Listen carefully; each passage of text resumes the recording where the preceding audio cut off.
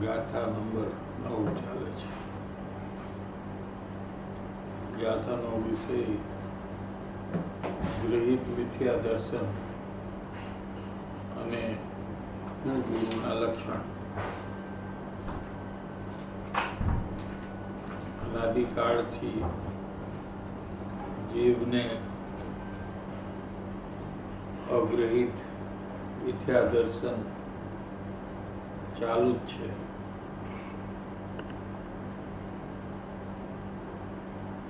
એ મિથ્યા દર્શન ગ્રહિત એટલે જન્મ્યા પછી આવા અગ્રહિત મિથ્યાત્વ સહિત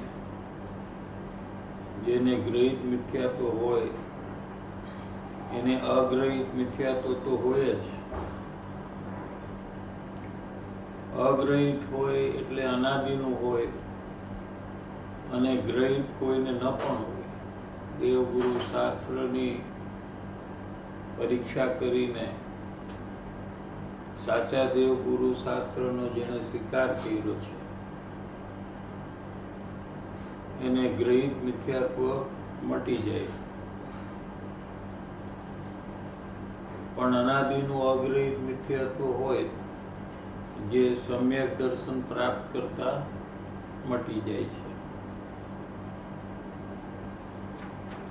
આપણે ગુરુદેવશ્રીના પ્રવચનમાં એ 200 નંબર પેજમાં બીજા પેરેગ્રાફ, ખોટા ગુરુ, ખોટા દેવ, ખોટા ધર્મની સેવા ઘણા લાંબા સમય સુધી મિથ્યા દર્શન જ પોષે છે. જેને અંતરમાં મિથ્યાત્વ, રાગ, દ્વેષ આદિ ધારણ કર્યા છે. એનો અર્થ કે રાગમાં એકત્વ બુદ્ધિ છે, એ મિથ્યાત્વ છે.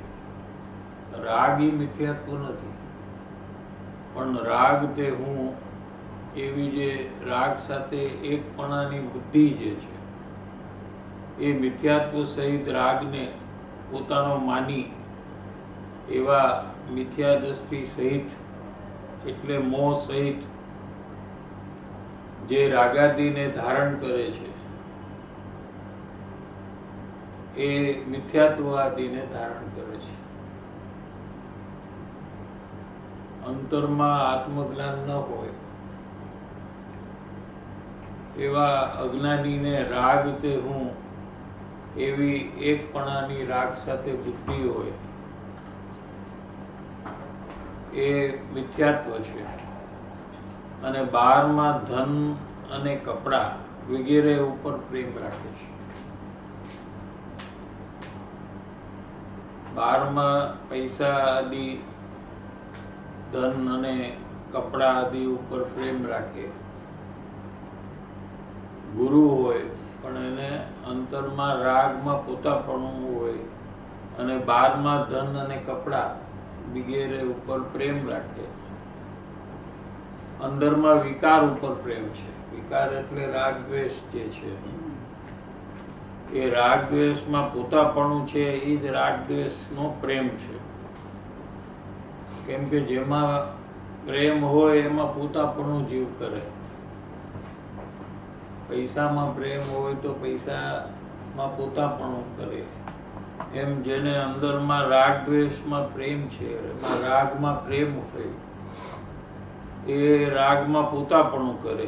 એવું જે મિથ્યાત્વ છે અંદર, અને બહારમાં બહારની ચીજ ઉપર પ્રેમ છે. બહારમાં ધન હોય, કપડા હોય, એના ઉપર પ્રેમ છે.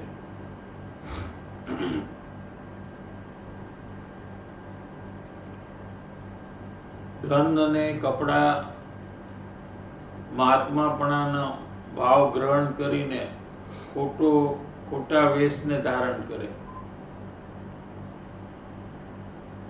વેશ એટલે ડ્રેસ એટલે કપડા એવા પહેરે કે જેને કારણે પોતાનું માન વધે, શિષ્યોને પોતાનું મહત્વ લાગે, મોટપ વધે અને ગુરુ તરીકે ગણાય, સાધુ તરીકે ગણાવું, અધિક પદમાં ગણાવું, એવા કારણને અનેક પ્રકારના વેશને ધારણ કરે. કોઈ કેવો વેશ પહેરે, કોઈ ભગવા કપડા પહેરે, કોઈ સફેદ કપડા પહેરે, અને એનાથી હું કંઈક બધાથી અલગ દેખાવ, બધા મને ગુરુ તરીકે માન આપે, એવી અંદરમાં એવો અભિપ્રાય સહિત એ વર્તે, એ બધા કુગુરુના લક્ષણ છે. આ કુગુરુના લક્ષણ, કેમ કે પોતે તો આત્મા છે, શરીર નથી, વેશ નથી. અને વેશ સારો હોય એમાં આત્માને શું? એટલે વેશ અને શરીરમાં પ્રેમ જેને હોય એ બધા કુગુરુ છે.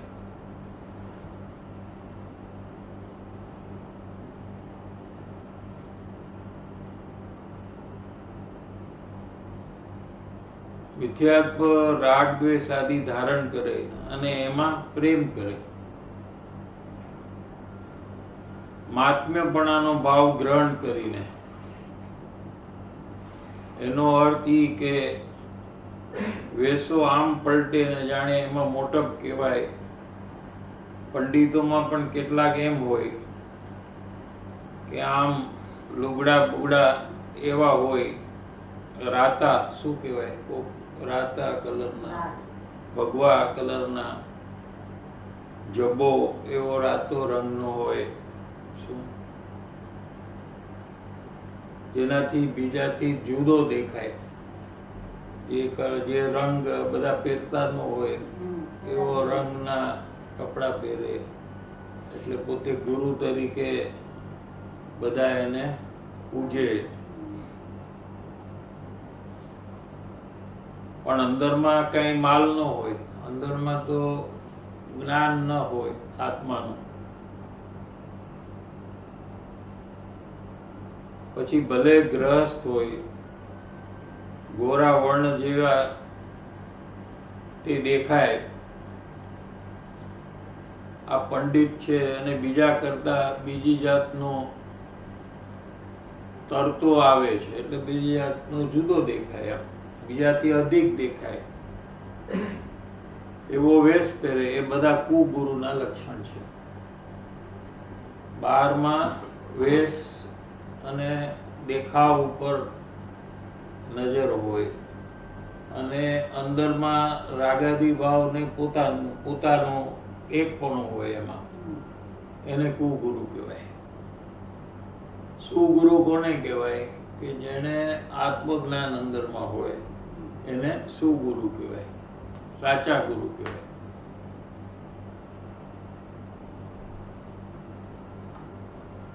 મહાત્માપણાના ભાવ ગ્રહણ કરીને ખોટા વેશને ધારણ કરે તે કુગુરુ કહેવાય. અને તે સંસાર રૂપી સમુદ્રમાં, સંસાર એક દરિયો છે, દરિયામાં એટલું પાણી હોય, એમ સંસાર પણ ઘણો બધો વિશાળ છે. શું એમાં અનંત જન્મ મરણ જીવ કરે છે. એ જન્મરૂપી સંસારનો દરિયો છે, એમાં એ પથ્થરની નાવ છે. બોટ, નાવ એટલે બોટ. આપણે તો લાકડાની હોય બોટ, પણ આને પથ્થરની નાવ એટલે ડૂબી જ જાય. શું એમાં પથ્થરના નાવમાં બેસે, ઈ પથ્થરો પણ ડૂબે અને નાવ પણ ડૂબે અને બેસનારા પણ ડૂબે. શું કે છે કે ગુરુ પણ ડૂબે છે અને એની સેવા કરવા વાળા, વિનય કરવા વાળા પણ અનંત સંસારમાં ડૂબે છે. જેને આત્મા રાગ રહિત શુદ્ધ ચૈતન્ય શું છે એનું ભાન નથી, પોતે રાગ રહિત છે જ્ઞાન આનંદથી ભરપૂર છે એવું તો પોતાને ખ્યાલમાં નથી અને પુણ્ય પાપમાં ધર્મ માને છે. એવી એકત્વ બુદ્ધિ જેની છે એવા કુગુરુને માનનારા પથ્થરની નાવમાં બેઠા છે. ગુરુ પણ અનંત પરિભ્રમણમાં ચાલ્યા જાય છે અને એની સેવા અને વિનય કરનારા પણ અનંત પરિભ્રમણ કરે છે. જેને આત્મજ્ઞાન આત્મદર્શનનું ભાન નથી, એકલી બાહ્ય ક્રિયામાં અને રાગમાં ધર્મ માનીને બેઠા છે. કોઈ ક્રિયા બહાર નહીં કરે, ઉપવાસ આદિ તો એમાં ધર્મ થાય, પૂજા ભક્તિ આદિ કરે તો ધર્મ થાય, એમ ધર્મ માનીને બેઠા છે અને એની મહત્તા એને લાગે છે. એ બધી ક્રિયાનું બહુ મહત્વ હોય, એનો ઉપદેશ આપતા હોય, પણ આત્મજ્ઞાન પ્રાપ્ત કરવાનો ઉપદેશ ના આપતા હોય. એ ઉપદેશથી પણ ઓળખી શકાય કે આ કુગુરુ છે. ઉપદેશ સાંભળવાથી પણ ખ્યાલમાં આવી જાય, કેમ કે જેને જેનું મહત્વ હોય એનો ઉપદેશ એવો જ હોય. જેને શુભ ક્રિયાનું મહત્વ હોય એનો ઉપદેશમાં એ શુભ ક્રિયાનો જ બોધ આવે. પૂજા કરો, ભક્તિ કરો, સ્વાધ્યાય કરો, ધ્યાન કરો, યાત્રા કરો, એવો ઉપદેશ મુખ્યપણે જેના બોધમાં આવે. પણ આત્મદર્શન કરવું, આત્મજ્ઞાન કરવું એવું ના આવે મુખ્યપણે, તો એ બધા બાહ્ય ક્રિયામાં ધર્મ માનીને બેઠા છે. એની મહત્તા, એને મહત્તા એટલે એનું મહત્વ લાગે છે. અમે કઈ મહત છીએ, અમે અધિક છીએ, ત્યાગાદિમાં બીજા કરતા જુદા પડનારા અમે છીએ, અમે ત્યાગ કર્યો છે, અમે તો ઘણું બધું છોડ્યું છે, એમ માનીને એવો વેશ ધારણ કર્યા એને અહીંયા કુગુરુ કહેવામાં આવ્યા છે. સમજાણું કે નહીં? પહેલા જેને કૃપાળુદેવ એમ કે છે કે જેને ધર્મની પ્રાપ્તિ કરવી હોય 466 નંબરના પત્રાંકમાં કે છે, એને પહેલામાં પહેલું ઈ તપાસવું જોઈએ કે જેની પાસેથી હું ધર્મ સમજવા માંગુ છું એને ધર્મની પ્રાપ્તિ કરી છે કે નહીં. એની બદલે ગમે ત્યાં જઈને ધર્મની વાતો સાંભળવા બેસી જવું, એનાથી કદી ધર્મ થાય નહીં.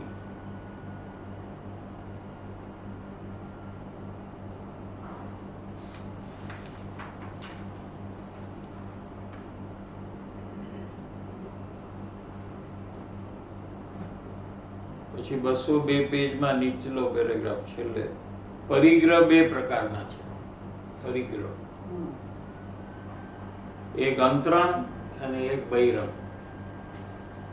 અંદરમાં એટલે આત્માની અવસ્થામાં પરિગ્રહ છે, અને એક બહારમાં જે આપણે બધાને દેખાય છે પરિગ્રહ. પૈસા આદિ હોય બહારમાં, ગાડી બંગલા, એ બધું પરિગ્રહ, એ બાહ્ય પરિગ્રહ છે. અને બીજો એક છે એ અંતર પરિગ્રહ છે.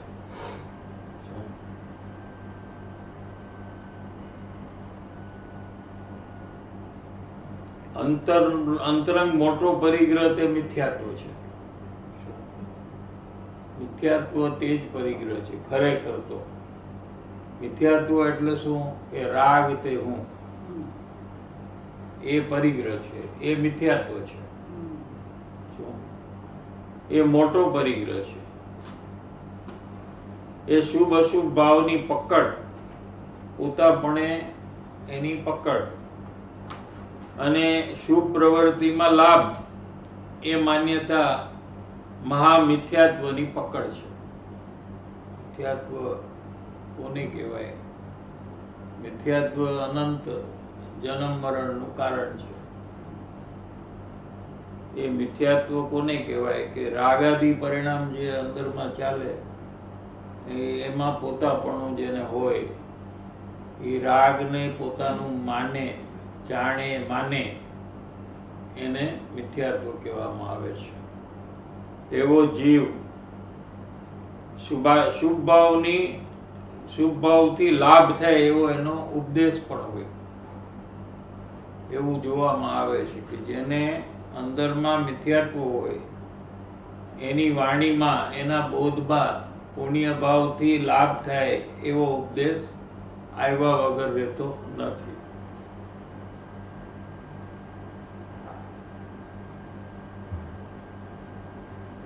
તદ્દન ભગવાન આત્મા નિર્વિકલ્પ નિવૃત્ત સ્વરૂપ છે.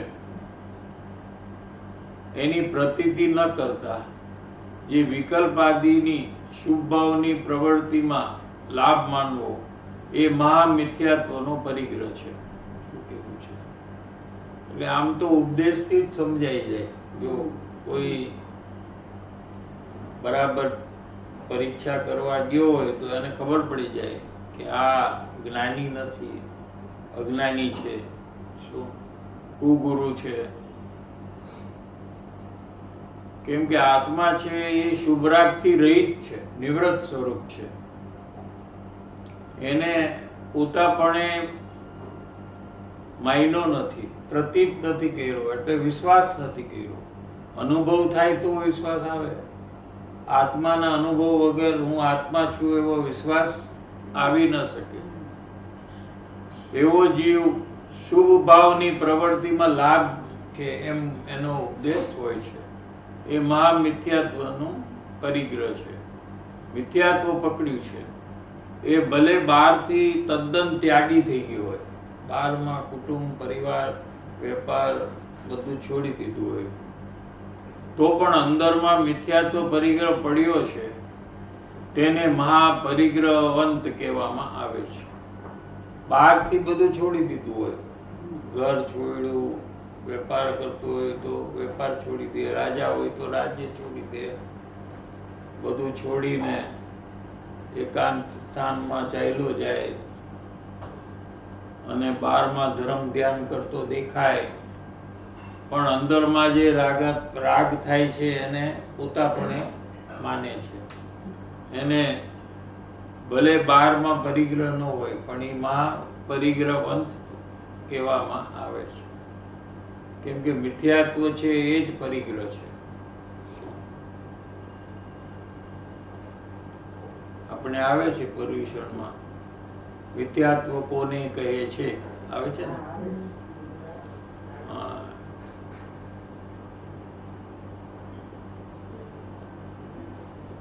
નિષ્પરિગ્રહ એવો ભગવાન આત્મા. આત્મા છે એ નિષ્પરિગ્રહી છે, પરિગ્રહ રહિત છે. એને ન પકડતા, એને પોતાપણે નહીં અનુભવતા, રાગાદિના વિકલ્પને પકડીને આ મને લાભદાયક છે, એ જ મિથ્યાત્વ ભાવનો પરિગ્રહ છે.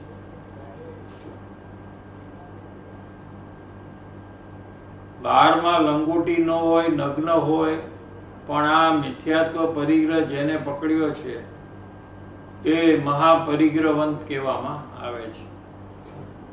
બહારથી જુએ તો એકદમ ત્યાગ દશા હોય, પણ અંદરમાં રાગ છે, હું એવી માન્યતા હોવાથી એને મિથ્યાત્વનો પરિગ્રહ છે.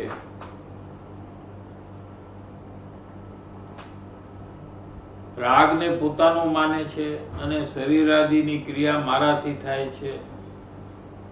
એ કશાય અને કાયા, એને આત્માનું જ્ઞાન નથી અને કાંઈ પણ જરીએ ત્યાગ નથી. અંતરંગ પરિગ્રહ છે એને. ભલે બહારથી બધું છોડી દે છે પણ અંદરમાં જે રાગને પોતાનું માને છે એ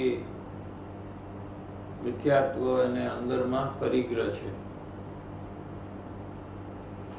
અને વસ્ત્ર, પાત્ર, દાન, મકાન વગેરે બહિરંગ પરિગ્રહ છે. અંતર પરિગ્રહના ત્યાગ સહિત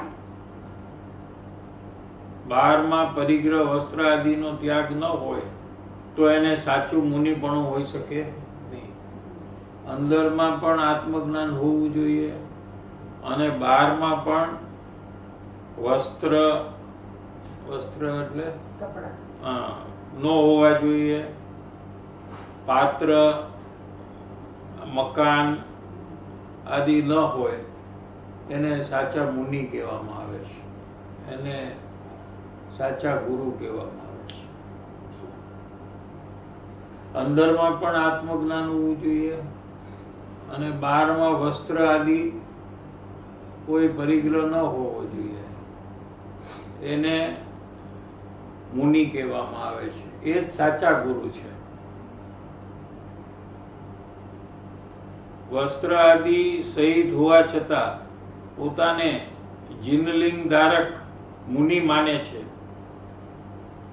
બહારમાં કપડા હોય પહેરેલા અને પોતાને જૈન મુનિ માને છે.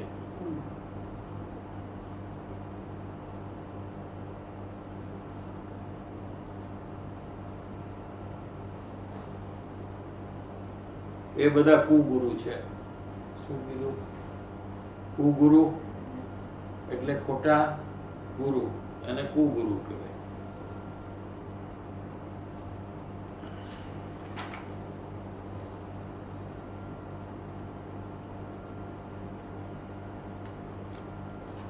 પછી 204 પેજમાં છેલ્લો પેરેગ્રાફ.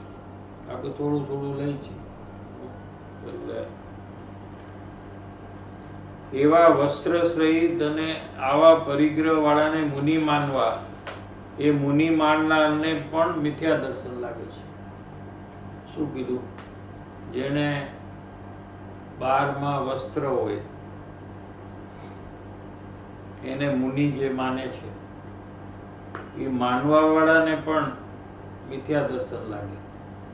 મુનિ પણ મિથ્યા દ્રષ્ટિ છે, પણ એને જે માને છે મુનિ તરીકે એ બધાને પણ મિથ્યા દર્શન લાગે છે. કહ્યું કે ગ્રહિત મિથ્યા દર્શન લાગે. અનાદિનું મિથ્યા દર્શન છે એ ઉપરાંત જન્મ પછી જે નવું મિથ્યા દર્શન થાય ગ્રહિત, એ આવી રીતે થાય કે કોઈ વસ્ત્ર સહિત મુનિ હોય તો એને સાચા ગુરુ તરીકે માને અથવા મુનિ તરીકે માને તો એને ગ્રહિત મિથ્યા દર્શન થાય. આવી રીતે થાય. ગ્રહિત એટલે અગ્રહિત તો છે જ એને અનાદિનું, હજી એને આત્મજ્ઞાન તો છે નહીં. અનાદિનો રાગ તે હું એ તો છે જ, તે ઉપરાંત એને આ ગ્રહિત મિથ્યા દર્શન એને લાગે છે. મુનિલિંગ તરીકે બીજું લિંગ ન હોઈ શકે.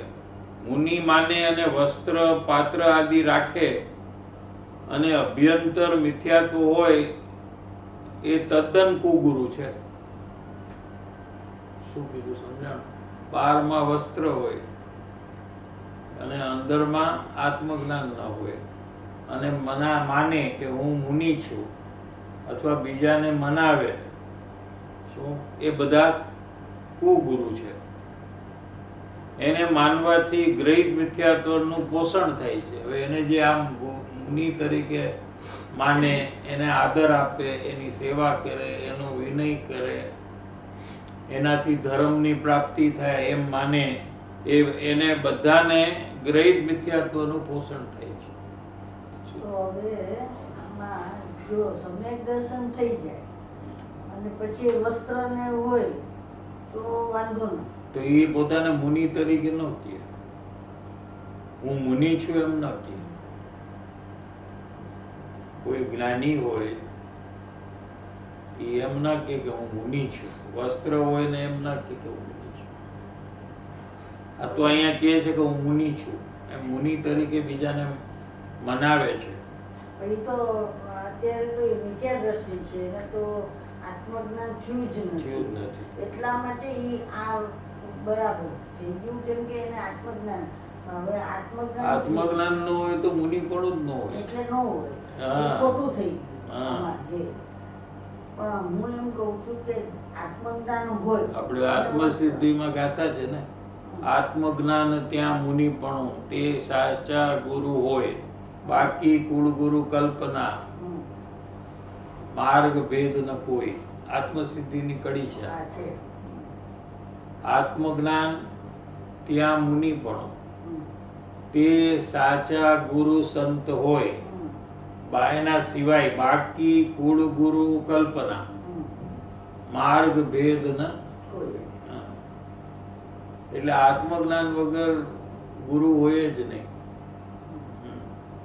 એટલે આત્મજ્ઞાન હોય ત્યારે તો આમાં તો બાહ્ય પરિગ્રહની આટલી બધી વાત આવી ને અંતરંગમાં પણ અજ્ઞાન છે, મિથ્યાત્વ છે, એ પરિગ્રહ છે. પણ મારો છે એ મિથ્યાત્વમાં જ આવ્યું. હા. તો આ બે જો બારમાં જે ઈ ખબર પડી જાય. શું? પણ પરિગ્રહ છે પરિગ્રહ છે તો એને ગુરુ તરીકે ન મનાય. એટલે ના કરીએ. બસ એટલું બસ. 12માં આવો એટલે તમારે ગુરુ તરીકે મનાય નહીં. એનાથી તમને ધર્મ પ્રાપ્તિ થાય એવું કદી બને જ નહીં. પછી અંદરમાં ચેક કરવાની જરૂર જ નથી. 12માં જ ભૂલ હોય એ સ્થૂળ ભૂલ છે. સમજાય છે કે નહીં? કોઈ પણ મુનિ 12માં વસ્ત્ર સહિત હોય એ સ્થૂળ ભૂલ છે. એટલે એ તો પછી આગળ વધવાની કઈ જરૂર જ નથી. ત્યાંથી ધર્મની પ્રાપ્તિ ન થાય. હા, ઈ બહારનું બરાબર આ સમજણનું, પણ જે અંતરમાં જે રાગદ્વેષ મારા છે એને એમ જ હોય. પાછું જેને વસ્ત્ર હોય અને મુનિ હોય એને અંદરમાં રાગ તે હું એમ જ હોય. એ પછી તપાસવાની જરૂર નથી. એને એમ જ હોય પછી અંદર. સમજાય છે? પછી જ્ઞાનીની ઓળખાણ કેવી રીતે કે આપણે એ જ્ઞાની એમ કહે જ નહીં કે હું મુનિ છું. કપડા હોય ને અને એમ કે એ જ્ઞાની હોય જ નહીં. અચ્છા, એમાં હા, એ તો નગ્નપણું હોય 12માં ને અંદરમાં આત્મજ્ઞાન હોય ત્યારે જ ઈ પોતે મુનિ છે એમ માને અને કહે. સમજાણું? 12માં કપડા હોય અને અંદરમાં આત્મજ્ઞાન હોય તો એમ ના કે હું મુનિ છું. ગુરુદેવ શ્રી ક્યારે પણ એમ નથી કીધું કે હું મુનિ છું. લોકો એને કાંજી મુનિ કરીને બોલાવે છે કેમ કે સ્થાનકવાસીમાં એ મુનિ હતા એટલે. બાકી એ તો પોતે એમ કે છે કે હું મુનિ નથી, હું તો અવિરત સમ્યક દ્રષ્ટિ છું, એમ ગુરુદેવે કીધું છે. પણ લોકો એ રીતે માને તો શું કરવું? એમ. તો એને આપણે મુનિ તરીકે માનવા, ગુરુદેવને મુનિ તરીકે નહીં માનવું. અવિરત સમ્યક દ્રષ્ટિ. એટલે તો આપણે બે સેમ લેવલમાં રાખ્યા છે ને. કૃપાળુ દેવ એ પણ અવિરત સમ્યક દ્રષ્ટિ છે. બેનું આપણે સેમ લેવલમાં રાખીએ છીએ.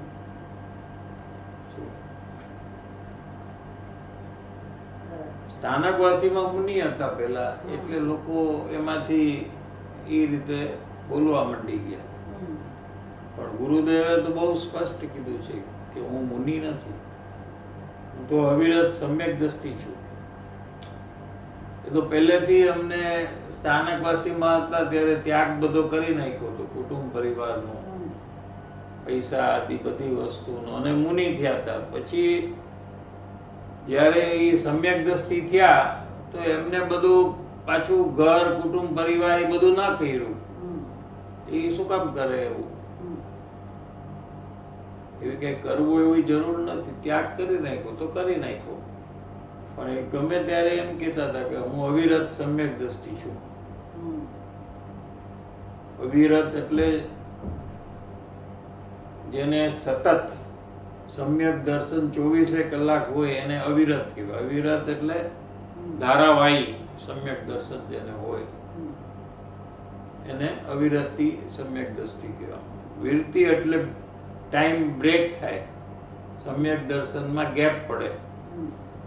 અવિરતિ એટલે 24 કલાક સમ્યક દર્શન જેને હોય એને અવિરત સમ્યક દ્રષ્ટિ કહેવાય. હા, બેનશ્રી પણ જ્ઞાનીને પરિગ્રહ હોય, નોટ મુનિ. જ્ઞાનીના પરિગણો હોય 12માં તો કે તો ઓળખાય. આઈ થિંક એ ક્વેશ્ચન છે તારો, નોટ મુનિ ભગવાન. 12માં જેમ કે વસ્તુ તો હોય જ ને, 12માં હજી તો ગ્રહસ્થ દશા છે ને, હા, એટલે ઈ મુનિ ત્યાગની દશા નથી ને. નથી. જ્ઞાની હોય, હમ. આત્મજ્ઞાન જ્યારે પ્રથમ થાય ત્યારે ગ્રહસ્થ દશામાં જ થાય ને. હા, ઈ ત્યારે એને કુટુંબ પરિવાર હોઈ શકે, વેપાર હા. ધંધા હોઈ શકે, હમ.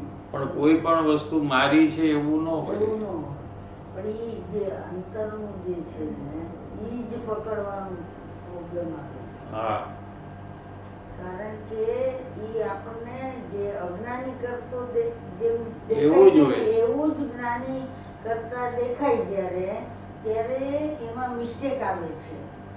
એનું શું કારણ છે કે એમ કેમ છે, હમ. કેમ ઈ જુદું નથી કરતા? હા, ઈ. આવો પ્રશ્ન પેલા આપણને થવો જોઈએ ઈ જ છે પ્રશ્ન. કે ભાઈ જ્ઞાની થઈ ગયા પછી હમ. એ અજ્ઞાની જેવું કેમ વર્તન છે હા. બહારથી? હમ. અંતરમાં તો બિન પડી ગયા છે, પણ બહારમાં કેમ ફેર નથી? કેમ કે એનું ઈ એને જ ખબર છે, બીજા આપણને એનું કારણ આપો. હમ. પછી તો હવે પ્રશ્ન કરો. એનું કારણ એ છે કે જે પણ એને કર્મનો ઉદય આવે છે હમ. અજ્ઞાની જેવો, હમ. કેમ કે એને અજ્ઞાન દશામાં કર્મ બંધન કર્યું છે. હમ. શું કીધું? બરાબર. અજ્ઞાન દશામાં કર્મબંધન થઈ ગયું. જ્ઞાનીને પૂર્વમાં આત્મજ્ઞાન થયા પહેલા, હમ. બરાબર છે, આ ગુરુદેવશ્રીને 32મે વર્ષે આત્મજ્ઞાન થયું, ના. કૃપાળુદેવને 24મે વર્ષે આત્મજ્ઞાન થયું, તો 23 વર્ષે કૃપાળુદેવ અજ્ઞાની હતા. બરાબર. તો 1 થી 23 વર્ષ જે કર્મબંધન એમને કર્યું હતું હમ. એ બીજા અજ્ઞાની કરે એવું જ કર્યું હતું. હમ. ન્યાય સમજાય છે? હા. ગુરુદેવે 1 વર્ષથી 31 વર્ષ અજ્ઞાન દશા હતી, હમ. ત્યારે એમને જે કર્મબંધન કર્યું હતું એ અજ્ઞાની જેવું જ કરે, બીજા અજ્ઞાની કારણ કે એ અજ્ઞાની છે. હમ. બધા અજ્ઞાની સરખું કર્મબંધન કરે. હમ. સમજાણું? બરાબર. કોઈ અજ્ઞાની એવું જ્ઞાનીના જેવું હોય અને 12માં એવું ન હોય. બધા અજ્ઞાની સરખા. હમ. બધાય અજ્ઞાની, શરીર તે હું, કુટુંબ મારું, પૈસા મારા, એમ આત્મજ્ઞાન થયા પહેલા જે અજ્ઞાન દશા હોય એ બધી સમાન હોય. હમ. એમાંથી કોકને આત્મજ્ઞાન થાય, બધાયને ન થાય. બરાબર છે. તો એ આત્મજ્ઞાન થયા પછી હમ. જે કર્મ બાંધ્યા છે એનું જ ફળ આવે છે ને. તો અજ્ઞાની તરીકે બાંધ્યા છે તો અજ્ઞાની જેવું જ 12માં કર્મનો ઉદય હોય. ન્યાય સમજાય છે કે નહીં? હા, ઈ બધું બરાબર લાગે. એટલે 12માં આમ હોય એટલે હા, એનું બારમાં આવી રીતે આવે. અજ્ઞાની જેવું જ હોય. એવું જ હા, હવે શું પ્રશ્ન છે? એટલે મિસ્ટેક થાય છે. એટલે મિસ્ટેક થાય છે એમ નથી, આપણે ઓળખતા નથી આવડતું એટલે મિસ્ટેક થાય છે. સમજાયું? આપણા અંદરમાં ઓળખવાની પાત્રતા જ્યાં સુધી પ્રગટે નહીં, શું આપણે 12માં જોયા કરી છીએ એટલે મિસ્ટેક થાય છે. શું મિસ્ટેક થવાનું કારણ કે જ્યાં આપણે જોવું જોઈએ ત્યાં આપણે નથી જોતા, અને જ્યાં ન જોવું હોય ત્યાં જોઈએ છીએ એટલે મિસ્ટેક થાય છે. પણ જોવાનું જે મારે કરવું હોય તો મારે હવે શું જોવું પડે? પેલા શું ન જોવું પડે જોઈ એ પેલા કેમ નક્કી કે કરવું. બહારનું જે ક્રિયા જે છે ને ઈ મને નથી જોવું. એ તો પૂતગલની છે. એ તો પહેલા એક નક્કી કરવું જોઈએ કે બોલવાની, ચાલવાની, ખાવાની, પીવાની એ બધી જ ક્રિયા જીવ કરતો જ નથી, અજ્ઞાની પણ નથી કરતો. હમ. તો જ્ઞાની કરે છે એવું ક્યાં આવે? સમજાણું? એ તો પૂતગલની ક્રિયા છે, હા, પૂતગલ. એને પૂતગલ કરે છે. હમ. બરાબર. જીવ તો એનાથી અલગ છે, હમ. એ તો અજ્ઞાની પણ નથી કરતો. હમ. આ બોલવાનું, ચાલવાનું, ખાવાનું, પીવાનું, દોડવાનું, હમ. આ એકે કામ અજ્ઞાની પણ નથી કરતો. હા, બરાબર. એ પૂતગલ જ કરે છે. હમ. સમજાય છે? હા, બરાબર. તો એમાં જ્ઞાનીને કોઈ ગોતવા જાય કે આમ કેમ બોલ્યા, હમ. આમ ન બોલવું જોઈએ, તો બોલવાની ક્રિયા તો અજ્ઞાની પણ નથી કરતો. સમજાય છે કે નહીં? સમજાણું પણ બેસતું નથી. ન બેસે એવું નથી. હાવ કારણ સહેલું છે. કે એક ને એક બે જેવી વાત છે. એનું એમ મારું કહેવાનું ક્યાં છે કે આજે હું જે કંઈ પણ વાત કરું તું વાત કરતી, તું વાત જ નથી કરતી પહેલા. પૂતગલ મારું પણ પૂતગલ. તું તારું પૂતગલ ક્યાં છે? તારો એટલે- જીવ છે. એટલે હું જીવ છું પણ આ પૂતગલની ક્રિયા થાય છે એમ. એ તારી છે જ નહીં ને. એ અલગ મારું જાણવાનું જ કામ છે એક. જ્યારે તું પોતે નથી કરતી તો આમ કેમ કર્યું એ પ્રશ્ન જ નથી ને. સમજાણું? બરાબર. જેણે કર્યું જ નથી એને આપણે પ્રશ્ન થોડો પૂછાય કે તે કેમ આમ કર્યું. બોલવાનું કાર્ય, માથું હલાવવાનું કાર્ય, અદબ વાળીને બેસવાનું કાર્ય, આ તે કર્યું જ નથી. તું કરી જ ન શક. તારા અધિકારમાં જ નથી કે તું કરી શક. તો એને પૂતગલ પોતે પરમાણુ કરે છે એ બધું. બરાબર છે? તો પછી તને કોઈ કહે કે આમ કેમ બેઠી છો, આમ કેમ અદબ છે, આમ કેમ માથું હલાવે છે, પણ એ તો તું કરતી જ નથી. સમજાય છે? સમજાય. હા, એ તો પૂતગલ કરે છે. બરાબર. હા, હવે સમજાઈ ગયું. હવે અજ્ઞાની પણ એ નથી કરતો તો જ્ઞાની કરે છે એ વાત તો ખોટી થઈ ગઈ. હા, બરાબર. હવે અંદરમાં જે રાગ દ્વેષના જે પરિણામ છે ઈ તું કરસ. બરાબર. શું કે આમ માથું હલાવું, આમ બરાબર એમ જવાબ આપું એવી જે ઈચ્છા કરી ઈ તું કરસ. એવી તને ઈચ્છા થઈ કે આમ બરાબર છે આ વાત એમ કહું, પણ કહેવાનું તું ન કરી શક. ખાલી ઈચ્છા તું કરી શક કે આમ કહું. સમજાણું? ઈ જીવનું કાર્ય છે. જે મેં ઈચ્છા કરી હા, શેની ઈચ્છા કરી કે આમ આમ કહું, કેવું એમ. આમ હાથ આમ કરું, આમ કહીને આમ આમ કરું, એવી જે ઈચ્છા કરીને એ જીવનું કાર્ય છે. જીવનું કાર્ય છે એટલે તારું કાર્ય છે એમ. અને શરીરનું જે હાથ હલવાનું છે, માથું હલવાનું કાર્ય છે અને બોલવાનું જે કાર્ય છે એ તારું કાર્ય નથી. એ પૂતગલનું કાર્ય છે. સમજાય છે કે નહીં? બરાબર. તો એ પૂતગલનું કાર્ય આમ તે કેમ કર્યું એ પ્રશ્ન જ ખોટો છે ને, કેમ કે તે કર્યું જ નથી. બરાબર છે. હવે સમજાણું. તે ઈચ્છા કેમ આવી કરી એમ તને પૂછી શકાય, કેમ કે એ તારું કાર્ય છે. બરાબર. બરાબર છે? હવે ઈચ્છાને જાણવા વાળું જ્ઞાન પણ એ તારું કાર્ય છે. બરાબર. તને તારા જ્ઞાનમાં ખબર પડી કે મને આવી ઈચ્છા થાય છે કે હું આમ પૂછું કે આમ બોલું, આમ હા પાડું, એવી જે ઈચ્છા થાય છે અને એનું તને જ્ઞાન થાય છે, આ બધું તારું કાર્ય છે. બરાબર. આ શરીરનું જે બરાબર શબ્દ આવ્યો એ તારું કાર્ય નથી, ઈ ભાષા તારી નથી, એ તું નથી બોલતી, એ પૂતગલનું કાર્ય છે. બરાબર. બરાબર સમજાણું કે નહીં? હા, એવી જ રીતે જ્ઞાનીમાં પણ જ્ઞાનીના શરીરનું જે પણ કાર્ય છે એ એનું કાર્ય છે જ નહીં, એ તો પૂતગલનું કાર્ય છે. બરાબર. હવે સમજાવવાનો ભાવ જે જ્ઞાનીને છે 6 દાડાનો હોય, દાખલા તરીકે આ ગુરુદેવનું પ્રવચન છે તો ગુરુદેવને 6 દાડાનું સમજાવવાનો ભાવ થયો અને એનું જ્ઞાન થયું. બરાબર છે? ઈ એના આત્માનું કાર્ય છે. બરાબર છે?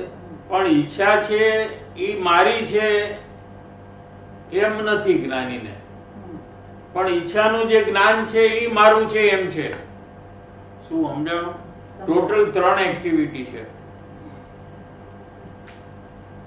સમજાઈ ગયું તો બોલ, કઈ 3 એક્ટિવિટી? એક શરીર, શરીરની, એક બોલવાની, બોલવાની, જે બોલવાની, થાય છે. હાથ હલાવવાની, હા. માથું હલાવવાની, ઈ એક એક્ટિવિટી છે. ઈ એક્ટિવિટી કોની છે? શરીર. શરીર કોણ છે? પૂતગલ છે. હમ. ઈ પૂતગલની એક્ટિવિટી છે. બરાબર. ત્યાર પછી હવે એને છોડી દે અને અંદરમાં જાય. હા, હવે તો જે જ્ઞાન થયું મને ઈચ્છા કરવાનું ને આ બોલવાનું ને ઈ જ્ઞાન છે એક, ઈ મારું ઈ જ્ઞાન છે એક એક. અને બીજું ઈચ્છા છે બે. બે. હા. ટોટલ બે અંદરમાં, હમ. બે અને બહારમાં શરીરનું કાર્ય, ટોટલ 3 થઈ ગયા. આ થઈ ગયું. બરાબર છે. હવે ઈચ્છા તને થઈ અને ઈચ્છાનું જ્ઞાન પણ તને થયું, પણ તને ખાલી ઈચ્છા મને થઈ એટલું જ તને છે. ઈચ્છાનું જ્ઞાન મને થયું એ તને છે જ નહીં. અચ્છા. તને એ ભાન નથી. એ વખતે હમ. તને ખાલી ઈચ્છા થઈ ઈ ખબર પડે, પણ ઈચ્છાનો હું જાણવા વાળો છું એવું તને નથી. હમ. સમજાઈ ગયું? હવે કોઈ જ્ઞાની હોય તો જ્ઞાનીને પણ ઈચ્છા થાય હમ. અને બહારમાં શરીરની એક્ટિવિટી હોય. હમ. બરાબર છે. અને બે શરીરની એક્ટિવિટી અને ઈચ્છા બેયને જાણતું જ્ઞાન પણ અંદરમાં હોય. હમ. બરાબર છે. અજ્ઞાનીને હોય એમ જ્ઞાનીને હોય, પણ એ જ્ઞાન તે હું એમ જ્ઞાનીને હોય અને અજ્ઞાનીને ઈચ્છા તે હું એમ હોય. લ્યો, સાચો ફરક છે. જો, ફરક પડી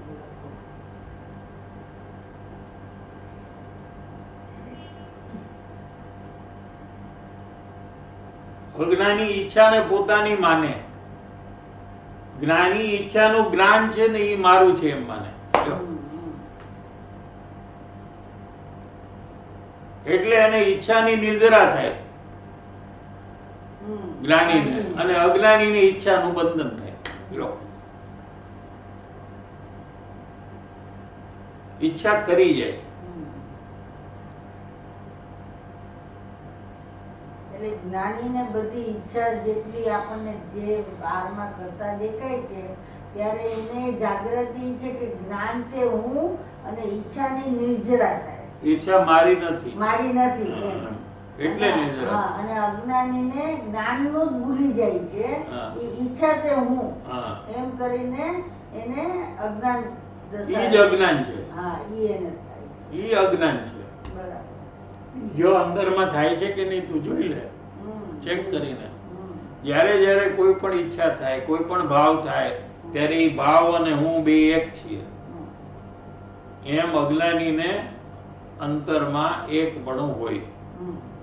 ગુસ્સો આવ્યો તો ગુસ્સો અને હું એક. હમ. ગુસ્સો મને આવ્યો, ગુસ્સો મારો છે, હું ગુસ્સામાં છું. હમ. એમ ગુસ્સો અને હું એક. હમ.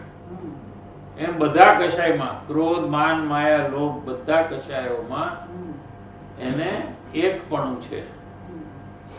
બરાબર છે. અને એને પણ ઈ ખબર પડે છે જે જ્ઞાનમાં, ઈ જ્ઞાનને એ ભૂલી જાય છે. હમ. જો જ્ઞાન ન હોય તો એને ખબર ન પડે કે મને ક્રોધ આવ્યો, મને માન થયું. એને કેવી રીતે ખબર પડે? હમ. ગુસ્સો આવે પોતાને ખબર પડે કે નહીં? હમ. કે બીજાને પૂછવા જવું પડે ના, પોતાને જ ખબર.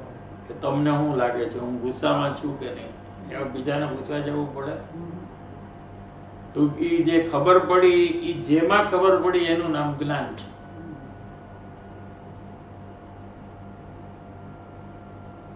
બરાબર છે. હવે જ્ઞાની છે એને જ્ઞાનમાં એકપણું છે, ઈચ્છામાં એકપણું નથી. નથી.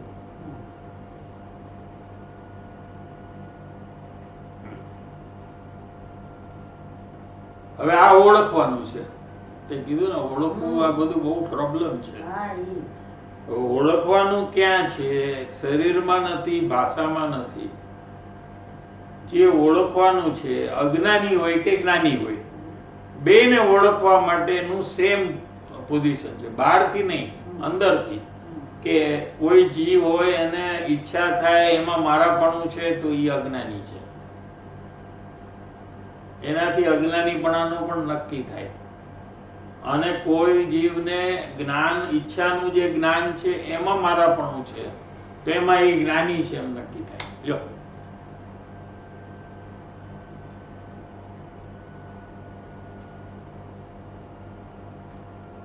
આમ છે. એટલે જેને બાહ્ય દ્રષ્ટિ છે, અજ્ઞાનીનું બીજું નામ શું છે ખબર છે? બાહ્ય દ્રષ્ટિ વાળું.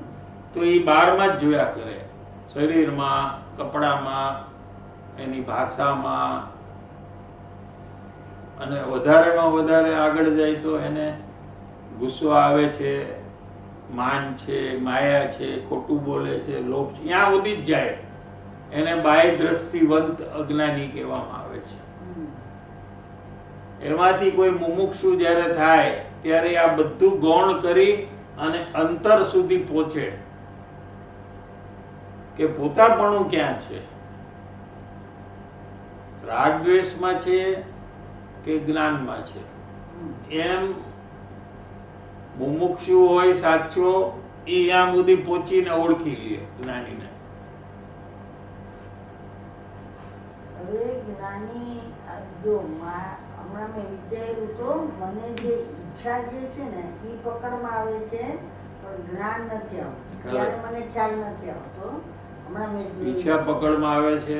હા, એ કોની છે એમ પકડમાં આવે છે? મારી છે. આવ્યું ને? હા, ઈ જ આ મારી છે એમ પકડમાં આવે છે કે નહીં? કેમ કે ઈ મારાપણું તું કરે છે એટલે આવે છે. હા, હવે મને ઈ પ્રશ્ન આવ્યો કે જો આમાં મને આવી રીતે આવ્યું છે ત્યારે બરાબર, એવી જ રીતે જ્ઞાનીની જે ઈચ્છા જે છે એમાં એને જ્ઞાનમાં મારાપણું કર્યું અને ઈચ્છાને નિર્જરાથી છે ને કે નિર્જરાની વાત છોડી દે. અચ્છા, તો એને ગૌણ થયું છે ઈચ્છા. ના, એને મારી નથી, પારકી છે. મારી નથી, પારકી છે, મારી જ્ઞાન તે હું એવું આવ્યું બરાબર ને. હવે ઈ જ્ઞાનીની જે ઈચ્છા છે ઈ અજ્ઞાની કેવી રીતે પકડે? ઈ તો છે જ ને. ઈ જ્યાં સુધી નહીં પકડે ત્યાં સુધી એને આત્મજ્ઞાન પણ નહીં થાય. આગળ જઈને એનું પરિભ્રમણ નહીં મળે. તો એનું કેવી રીતે પકડવાનું? આપ જો મને મારું તો સમજાણું. બસ એવી રીતે જ પકડવાનું છે. મારું પકડવાનું એટલે તને ખબર પડી ગઈ કે હું ઈચ્છા મારી છે એમ થાય છે મને, તો એવી જ રીતે પકડવાનું છે કે ભાઈ ઈચ્છા મારી, ઈચ્છામાં પોતાપણું છે કે ઈચ્છાનું જ્ઞાન છે એમાં પોતાપણું છે. એ જ પકડવાનો વિષય છે. જ્ઞાનીના પરિચયમાં આ જ પકડવાનો છે વિષય. સમજાણું?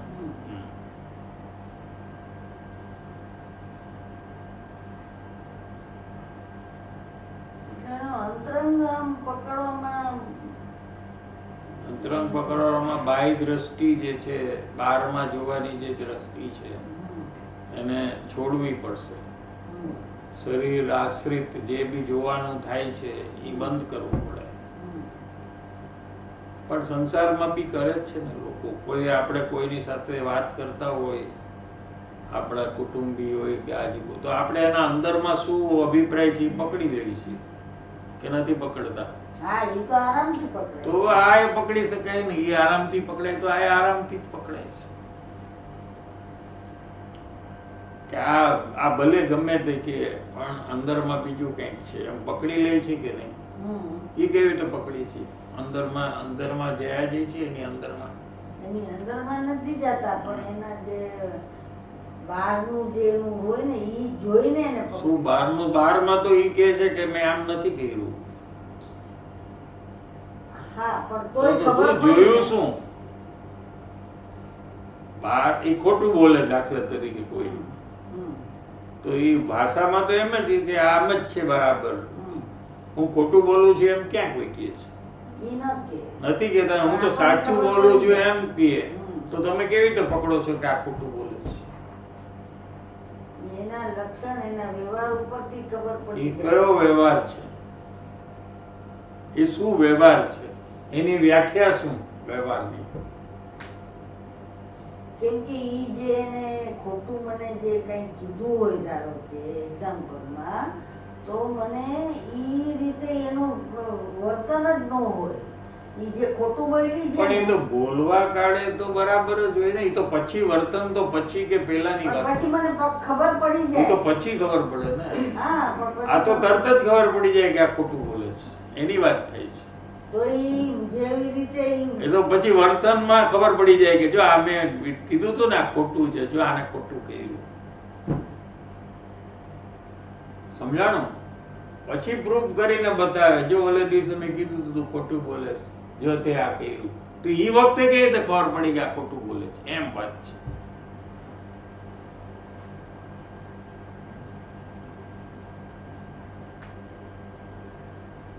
એક સિક્સ સેન્સ હોય છે ઈ ત્યારે એવું સિક્સ સેન્સ જેવું એ બધું ખાલી સિક્સ એવું કઈ છે જ નહીં.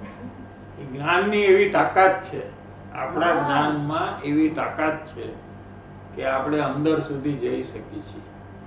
ઈ વાત બરાબર. આમ છે વાત. એ બધા નથી જઈ શકતા, ન તો બધા જાય તો કોઈ ઠગાય જ નહીં. ઘણા લોકો આમાં ઠગાઈ જાય છે કે સાચું જ કહે છે, પણ કોક લોકો પકડી શકે છે ને, તો એમ કેમ બધા નથી પકડતા? એમાં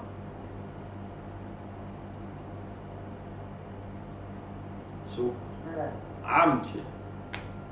એટલે અમુક લક્ષણથી પકડી લે છે કે આ ખોટું જ છે, ભલે નહીં ગમે તે કે. સમજે છે? હા.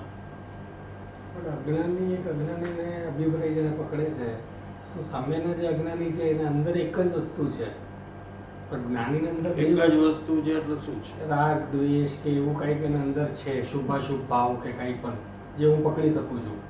ભલે બારી ના ના, રાગ દ્વેષ પકડવાની કેમ વાત ચાલે છે? એનો અભિપ્રાય પકડી લે છે, એનો ઇન્ટેન્શન પકડી લે છે, એની વાત છે ને કે આ ખોટું બોલે છે. આ એનો ઇન્ટેન્શન પકડે છે. ભાષા તો બરાબર છે એની, પણ એની પાછળ એનો ઇન્ટેન્શન પકડે છે કે આ ખોટું છે. તો intention doesn't come under rag, dvesh, શુભાશુભ. ના, intention is different. It is connected to જ્ઞાન. હા, ઇન્ટેન્શન ઇઝ જ્ઞાન. તો એનો જે અભિપ્રાય જે છે એ પકડે છે ને, એ જ્ઞાન છે. એ જ્ઞાન બીજાનો અભિપ્રાય પકડી લે છે.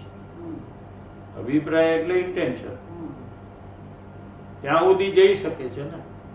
એની ભાષાને પણ ગૌણ કરી નાખે. એ ભલે ને બોલે એમ કે, પણ એમ નથી. અરે પણ ક્યારનું બોલે છે તો કે નહીં એમ નથી, અંદરમાં બીજું કંઈક છે. એ કેવી રીતે પકડે છે? ત્યાં સુધી કેવી રીતે જાય છે?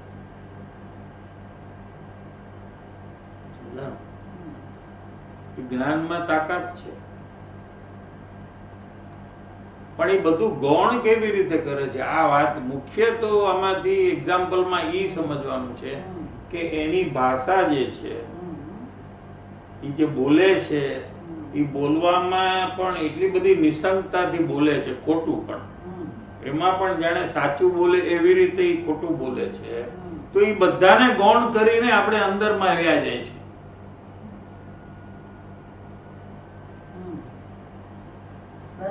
તો એટલી તાકાત છે આપણામાં અંદરમાં જવા. તું તારો પ્રશ્ન પેલા એ જ હતો કે અંદરમાં કેવી રીતે જાય, તો તમને આવડે છે ઓલરેડી અંદરમાં જતા.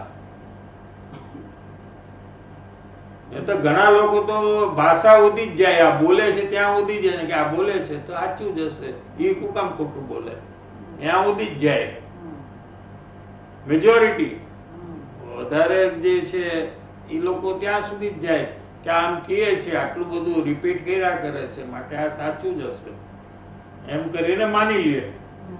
બરાબર છે. પણ કોક એવા હોય છે કે ભલે કહે પણ એમ નથી, એ ખોટું છે, વાત સાચી નથી. ત્યાં સુધી કેવી રીતે પહોંચ્યા તમે?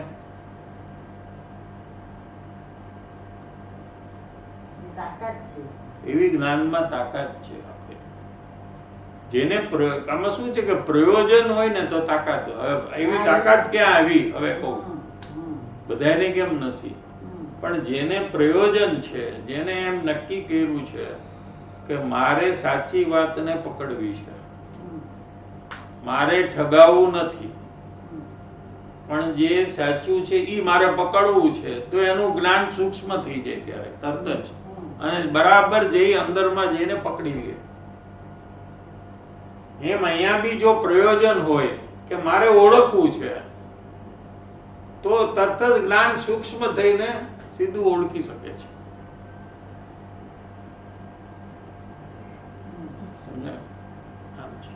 એટલે અજ્ઞાનીને જ્ઞાનીમાં અભિપ્રાય જોવાનું નથી થતું.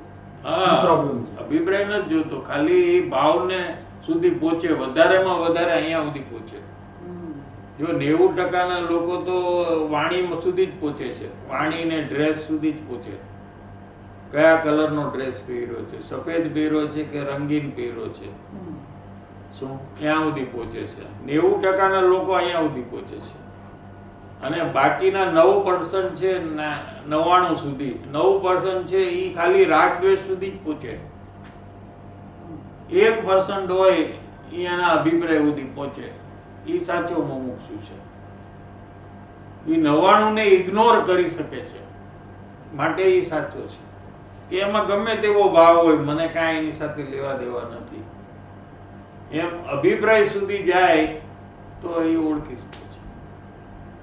અને જે જ્ઞાનીને ઓળખે છે એ જ જ્ઞાની થાય. આ સિદ્ધાંત છે. જે જ્ઞાનીને ઓળખે છે તે ક્રમે કરીને જ્ઞાની થાય છે. આ કૃપાળુ દેવનું વચન છે.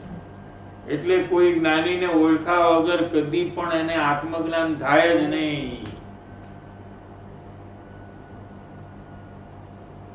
આમ છે.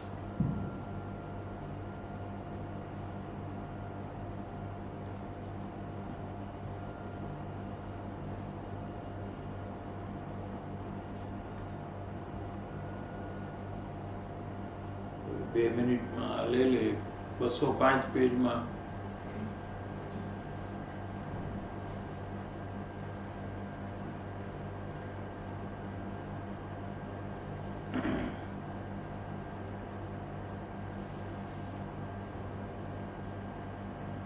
એમ આ કુગુરુને ન માને. કુગુરુ આવ્યો હોય તો શું કરવું? કોઈ કુગુરુ આવ્યો હોય તો શું કરવું? પરમદી થોડું અહીં બન્યું હતું સોનગઢમાં.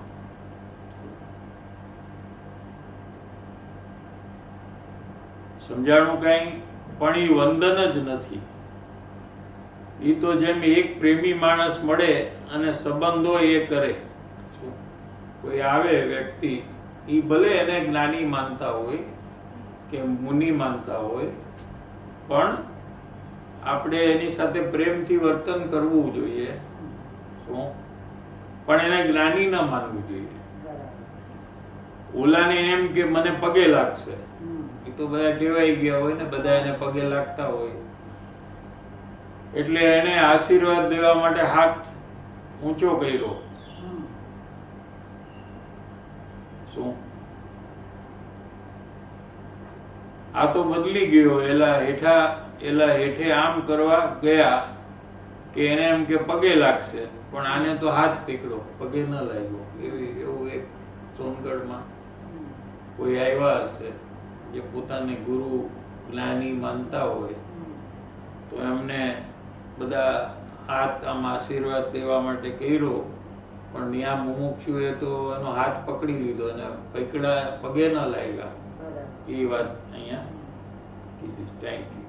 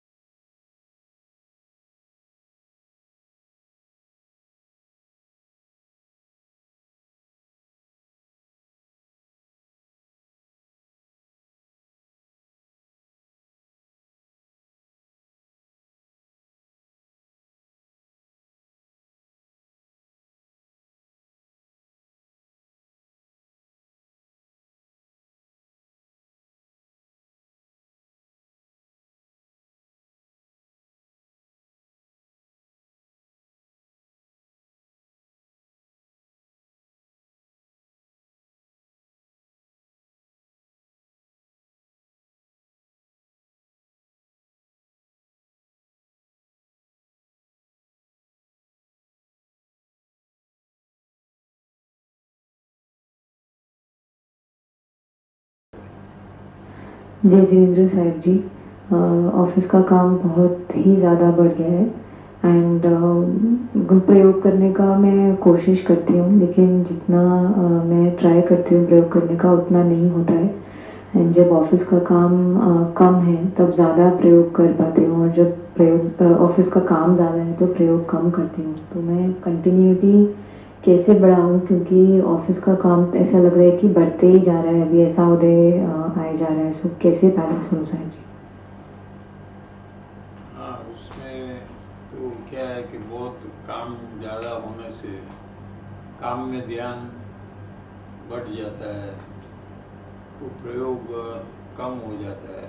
तो इसका हमको खेद होना चाहिए। हमने भी पूर्व काल में हमें ज़्यादा काम मिले ऐसी रुचि भूतकाल में जो की है, उसका जो कर्म बंधन हुआ उसका वर्तमान में फल आ रहा है। तो उसमें हमको किसी दूसरे का दोष नहीं देखना चाहिए, ये पहला चेंज करना चाहिए कि ये मेरे को काम ज़्यादा दे रहा है, ऐसा दूसरे का जो दोष है ये हमको नहीं देखना चाहिए, बल्कि हमारा स्वयं रुचि का दोष है कि हमको पूर्व काल में जो काम की रुचि हमने की थी कि हमें ज़्यादा काम मिले, लेकिन वर्तमान में हमको प्रयोग करना है तो वो कर्म का अभी उदय चल रहा है, तो जितना बने उतना हमको शांति से प्रसार करना चाहिए और कैसे कैसे प्रयोग ज़्यादा बढ़ सके उसका प्लानिंग करना चाहिए। तो थोड़ा बढ़ जाएगा अगर आप प्लान करेंगे तो। बीच बीच में थोड़ा थोड़ा टाइम निकाल कर अपने को जागृति में आकर प्रयोग में आना चाहिए। સ્વપ્નિલભાઈ સાહેબજી, શું રાગાદીમાં દુઃખનો અનુભવ થતો હોય તો પણ રાગમાં લાભ છે એમ માન્યતા સાથે હોય, આ કેવી રીતે હોય? પ્લીઝ આમાં માર્ગદર્શન આપજો. રાગાદીમાં શરૂઆતમાં જો અંતર અવલોકન કરે કોઈ જીવ કે રાગ દ્વેષના પરિણામ તો સતત ચાલુ છે, પણ એને જોવાનું, અવલોકવાનું, ઓબ્ઝર્વ કરવાનું જો કોઈ જીવ કરે તો એમાં આકુળતા અને દુઃખ છે એ એના અનુભવમાં આવે ત્યારે તરત જ એને રાગાદીનો પ્રેમ છે, લગાવ છે એ છૂટી જાય. એટલે રાગમાં આકુળતાનો અનુભવ હોય અને રાગનો પ્રેમ કદાપી ન હોય. પણ જ્યાં સુધી રાગમાં આકુળતાનો અનુભવ પકડાણો નથી ત્યાં સુધી રાગમાં રહેવું જીવને ગમે છે અને જ્ઞાનમાં જવું જીવને ગમતું નથી. લીના વોરા. જય જિનેન્દ્ર સાહેબજી, હું ઈચ્છાને રોકી રાખું છું. એને જ્યાં સુધી પૂરી નથી કરતી ત્યાં સુધી એનો આકુરતાનો અનુભવ કરું છું. જ્યારે એ એક્સપેરિમેન્ટ કરું છું તો એમાં જ શું જ્ઞાની પણ એ ઈચ્છા જે થાય છે તો એ આકુરતાનો અનુભવ કરે છે. પ્લીઝ મને એક્સપ્લેન કરજો. કોઈ પણ રાગ દ્વેષ કોઈ પણ જીવને હોય, અજ્ઞાનીને હોય કે જ્ઞાનીને હોય, એ આકુળતા સ્વરૂપે જ હોય. જેમ અગ્નિ છે એ અજ્ઞાનીને પણ ગરમ લાગે ને જ્ઞાનીને પણ અગ્નિ ગરમ જ લાગે. એટલે રાગ આકુળતા સ્વરૂપે છે એ તો જ્ઞાનીને પણ અનુભવમાં આવે, એટલે એનો નિષેધ પણ આવે અને સાથે સાથે જ્ઞાનની અનાકુળતાનો પણ અનુભવ જ્ઞાનીને છે. એટલે જ્ઞાનીને ડબલ અનુભવ છે. જ્ઞાન છે એ સુખ રૂપે અનાકુળતા રૂપે છે અને રાગ છે એ આકુળતા રૂપે દુઃખ રૂપે છે. એમ બંનેનો અનુભવ હોય છે જ્ઞાનીને. મને ક્વેશ્ચન હતો કે હું બીજા અજ્ઞાનીના એક્શન સુધી પહોંચું છું. કોઈ પણ બીજો અજ્ઞાની હોય બારમાં તો હું એના એક્શન એટલે એની લેંગ્વેજ, એનો ટોન કે એનું એક્શન સુધી હું પકડું છું અને મેક્સિમમ હું એના રાગ દ્વેષ કે એવો જે એનો અંદર ભાવ કરે છે એ પકડું છું. અજ્ઞાનીને જ્ઞાની કોઈ લાગે કે આ જ્ઞાની છે અને એને ઓળખવો હોય તો એને જ્ઞાનીમાં અભિપ્રાય જોવાનો કે એના બધા અજ્ઞાની અને જ્ઞાની બધામાં અભિપ્રાય જોવાનું જ પ્રેક્ટિસ કરવી જોઈએ? જ્ઞાનીમાં અભિપ્રાય જોવો તો જ્ઞાની તો પેલા નક્કી કરી લીધું એને, પછી શું અભિપ્રાય જોવો? એ જ્ઞાનીને ઓળખવા માટે જ્ઞાનીનો અભિપ્રાય જોવો એમ વાત થઈ ગઈ ને. અભિપ્રાય જોયા પછી નક્કી કરવું કે જ્ઞાની છે કે નહીં. પેલા નક્કી કરી નાખ્યું પછી શું જોવાનું? પણ લાગે કે છે એવું હોય તો એ તો એમાં પછી પ્રયોગ બરાબર બી ન ચાલે.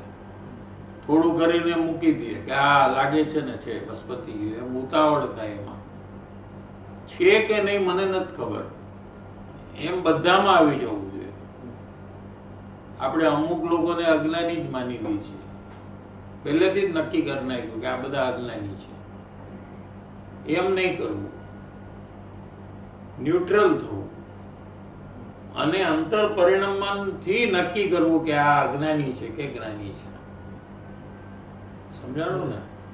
તો પહેલેથી નક્કી કરી નાખશું કે આ અજ્ઞાની છે તો આપણે પરીક્ષા નહીં કરીએ, અને કોઈ જ્ઞાની છે એમ નક્કી કરી રાખી તોય પરીક્ષા નહીં થાય. દાખલા તરીકે ગુરુદેવના સમાગમમાં લાખો માણસો આવ્યા, બરાબર છે, પણ બધાએ પહેલેથી જ નક્કી કરી નાખ્યું કે આ જ્ઞાની છે. એટલે એના સમાગમમાં ઓળખવાનું જે કાર્ય છે એ ન કર્યું, પણ એમના ઉપદેશને સાંભળો અને એની મહિમા કરી, એમની એ ભક્તિ કરી, એમનું દર્શન કર્યા, એના પરિચયમાં રહ્યા, પણ ખરેખર જે કામ કરવું જોઈએ એ કામ ન કર્યું, એટલે મોકો આખો વ્યો ગયો. એનું કારણ શું કે એને પહેલેથી જ્ઞાની માની લીધા, પછી તો ઓળખવાનો પ્રશ્ન જ નથી ને. એટલે કોઈ અજ્ઞાનીમાં, કોઈ પણ જીવમાં અજ્ઞાની છે એમ માને તોય નુકસાન, કોઈ જીવ જ્ઞાની છે એમ માને તોય નુકસાન. એટલે ન્યુટ્રલ થઈ અને પરીક્ષા કરીને ઓળખવું અને પછી નિર્ણય કરવો જોઈએ.